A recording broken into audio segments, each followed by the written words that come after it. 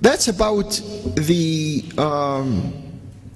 well, before I leave here, the 150 ayat that have to do with the fiqhi issues that the fuqaha have extracted from the Quran. There is a difference of opinion on and I'll just give you a couple of examples. We are right now about less than 10 days until we approach the month of Ramadan. May Allah accept your fasting and your good deeds in Ramadan and throughout the rest of the year. One of the ayat that has caused a little fiqhi variation of interpretation is ثُمَّ أَتِمُّ الصِّيَامَ إِلَى اللَّيْلِ, and then you maintain fasting, you complete your fast until nightfall. That's what the ayah is saying. ثُمَّ أَتِمُّ الصِّيَامَ إِلَى اللَّيْلِ. The word layl, night, is used. So our respected scholars, no one's trying to here knock one scholar or promote another, just giving you their understanding of this. Some of our scholars came and said, well, what this means is ila layl, until nightfall. It means when the sun goes down, meaning Maghrib time. When the adhan of the Maghrib is called, that's the beginning of the night. So Muslims who agree with this opinion break their fast. Okay, fine. Anyone have any problem? Other scholars, fuqaha, they said no. Night is actually more than just Maghrib. Maghrib is the beginning of the diminishing of day, but it is not the onset of night. So they may wait 20 or 30 minutes after the sun goes down to break their fast. Does anyone have any problem with that? It's a legal and it's a legitimate and it's a reasonable understanding of Allah's words. If your heart is content with any one of these two understandings, then may Allah accept from you. There shouldn't be any tension among Muslims because of this. Another ayah has to do with wudu. I'm using these ayat because, these are the ayat that a lot of people have made a big fuss about. There's another ayah that has to do with wudu. يا أيها الذين آمنوا, this is ayah in Surah Al-Ma'idah. يا أيها الذين آمنوا إذا قمتم إلى الصلاة فاغسلوا وجوهكم وأيديكم إلى المرافق وامسحوا برؤوسكم. And then here we have وأرجلكم إلى الكعبين, and we have وأرجلكم إلى الكعبين. The ayah means,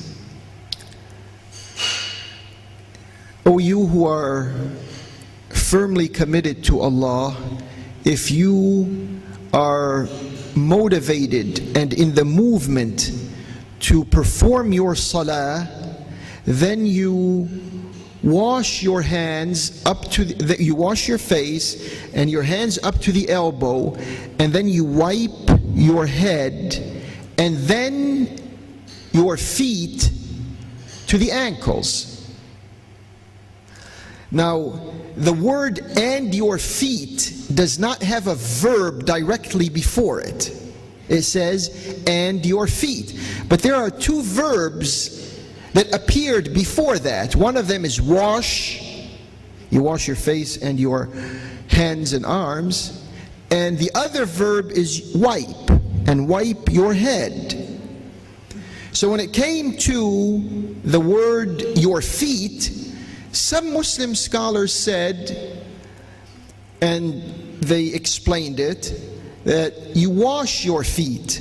Okay, fine. If that's what you're satisfied with, you wash your feet. Does anyone have any problem with that? Others said, no, it means you wipe your feet. And they also explained it very reasonably. And so does anyone have any problems with that? But we Muslims create these problems. The type of mentality among the learned elders of Islam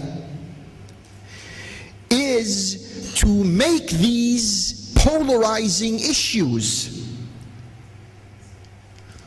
They want you to feel that something is wrong with the other Muslim. He's not doing something right because he's not doing it exactly the way you are doing it, whether it has to do with fasting or whether it has to do with salah, whether with all these fiqhi issues. They want to create bad feelings among Muslims. No, brothers and sisters, there's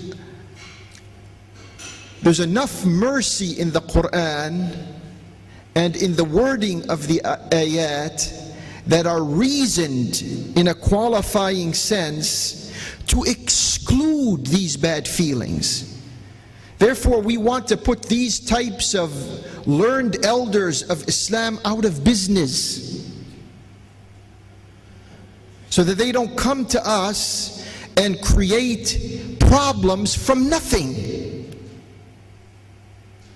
And we'd love for them to be present. I wish they were here. I don't know, there may be one or two. I don't know. With all due respect, I'm not trying to get personal with anyone. But I'd love to have a session with these learned elders of Islam. Have them come in the hundreds and let us discuss these matters. Why do they run away?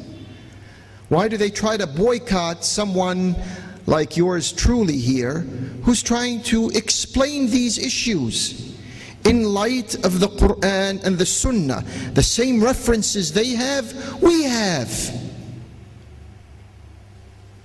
And we shouldn't continue to be stuck in this sinkhole that we have been in for centuries now, where this type of overtly and disproportionate emphasis on trivial,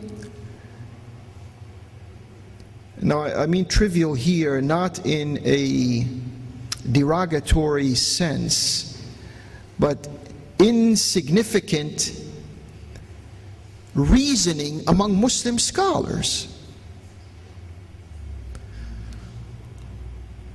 This is what has chained us from latching on to the thrust and the meanings of the Quran, so that we can begin a new tomorrow